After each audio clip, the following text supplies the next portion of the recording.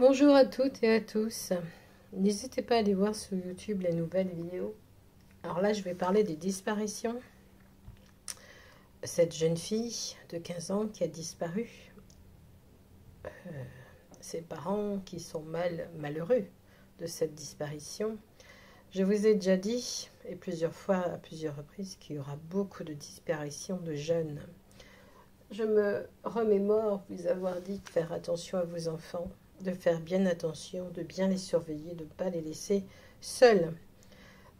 Donc cette jeune fille de 15 ans a fait 3 km hors de chez elle, a un copain de 19 ans qui est quand même majeur, à l'âge de 11 ans, elle l'a rencontré par internet. Ok. Alors, ok, donc ils se voient, ils se sont vus, il est venu la voir, d'après ce que j'ai su. Cette jeune fille, comme toutes les autres jeunes filles, je trouve qu'elles vivent une vie sentimentale trop avancée. Bon, ça, ce n'est que mon avis, hein, je ne mets rien. Les parents qui sont dans l'attente, malheureusement, ce n'est pas une fugue. Cette jeune fille, la piste du chien, s'arrête à un moment donné. Elle a été prise en voiture. Elle est certainement montée avec quelqu'un qu'elle connaît. Cette jeune fille ne va pas rester sur le bord de la route sans savoir à qui elle a affaire. Donc elle est certainement montée dans une voiture qu'elle connaît. Souvenez-vous, je vous ai dit, il y aura beaucoup de disparitions entre les suicides, les disparitions, les enfants, etc. Ils repèrent. Ceux qui veulent vous kidnapper repèrent ce que vous faites. Cette jeune fille, ça a été préparé, ça a été mis en avant. C'est un repérage. C'est quelqu'un, d'après ce qu'on montre, elle est repérée. On repère la jeune fille. On voit que cette jeune fille est, on va dire, une proie, malheureusement. Elle va faire 3 km pour aller à la gare. Déjà, à 15 ans, 3 km, même si c'est le matin, je sais qu'il y a des enfants qui vont à l'école, qui prennent leur bus, qui prennent, etc. Mais les enfants, le bus, c'est à côté de chez eux. Ne me dites pas qu'ils font 3 km à pied. Donc, cette jeune fille va faire 3 km, mais elle n'a pas le temps de faire ces 3 km. Elle a peut-être l'habitude de faire les 3 km. Elle a peut-être l'habitude d'aller à pied. C'est quelqu'un qui l'a repérée. C'est quelqu'un qui sait qu'elle prend cette route, qu'elle va ce chemin. Plutôt, passer pas une route, c'est chemin. Les voitures passent. C'est quelqu'un qui s'est arrêté pour lui proposer de l'emmener. C'est quelqu'un qu'elle connaît. C'est pas un inconnu. Elle ne serait pas montée avec un inconnu. Donc, cette jeune fille, à un moment donné, son téléphone reste éteint.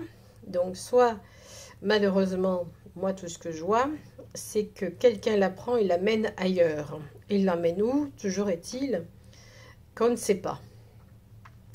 Et quand je regarde sa date de naissance, ça donne pas vraiment grand-chose.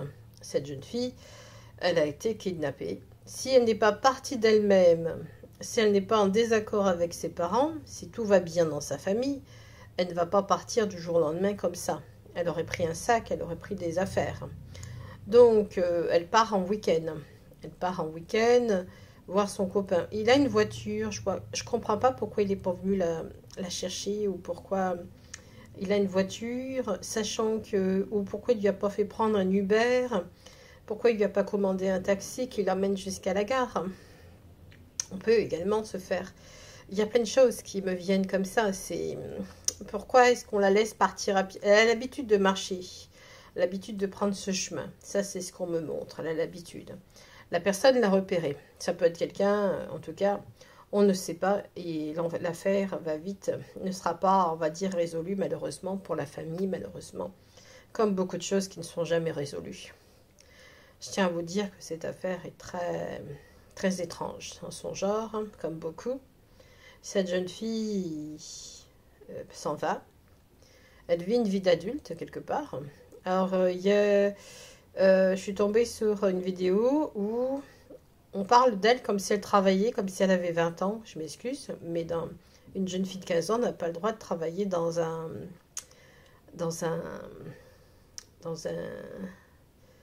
Elle n'a pas le droit de travailler dans le genre d'endroit que c'est un... Vous savez, là où vous allez acheter vos cigarettes, ce genre de choses. Ensuite, ça appartient à sa mère. bien entendu, ce n'est pas l'époque des stages, nous sommes à la reprise des classes.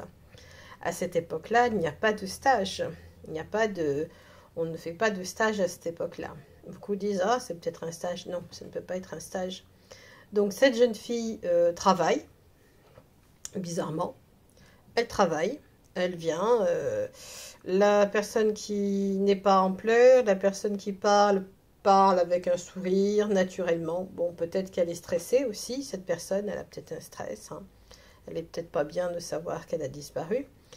Mais ce que je veux dire, c'est que tout est étrange dans cette disparition. Alors, on ne sait pas ce qui se passe chez les parents, bien entendu. On ne sait pas ce qui se passe si c'est une fugue. Ça peut être l'hypothèse d'une fugue, mais ça peut être aussi un kidnapping. Ça peut être beaucoup de choses à la fois. Souvenez-vous que je vous ai dit qu'il y aurait beaucoup, que certains se servent, en général, quand c'est des kidnappings d'enfants qui les intéressent plus. Souvenez-vous aussi qu'il y a des prisonniers qui se sont évadés, des violeurs.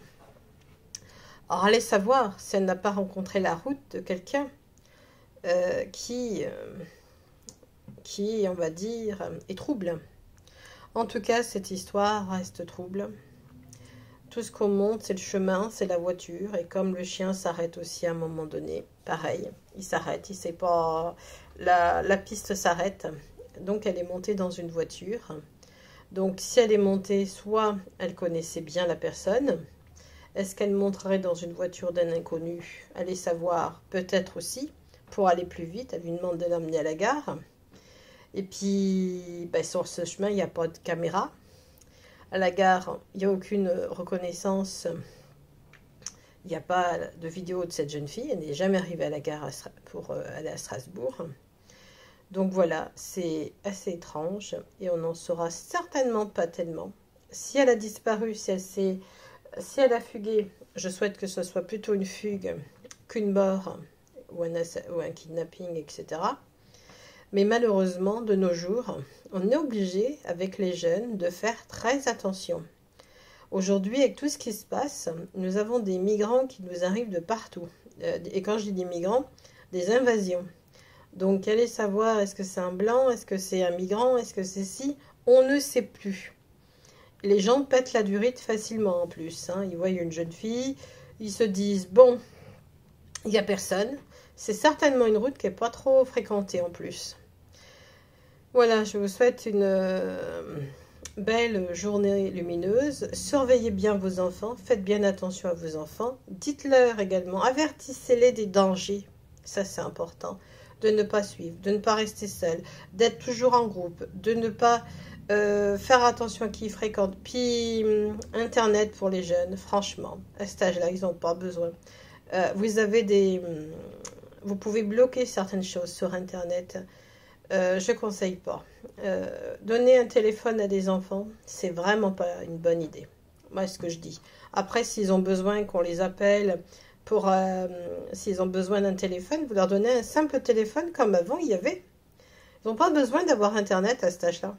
Ils ont besoin que de faire leurs études, de voir leurs copains. Puis ils n'ont pas besoin de... c'est dangereux Internet aujourd'hui. Il y a des dangers. Et là, on ne sait pas. Voilà, je vous souhaite une très très bonne après-midi. Oui, je sais, je suis assez... De ce côté-là, je ne suis pas pour Internet, pour les ados, pour les enfants. Non. Un téléphone très simple. Si l'ado il a 18 ans, il est majeur, c'est pas pareil. Mais bon, on l'avertit des dangers, on avertit. Puis on emmène ses enfants. Je n'ai rien contre les parents.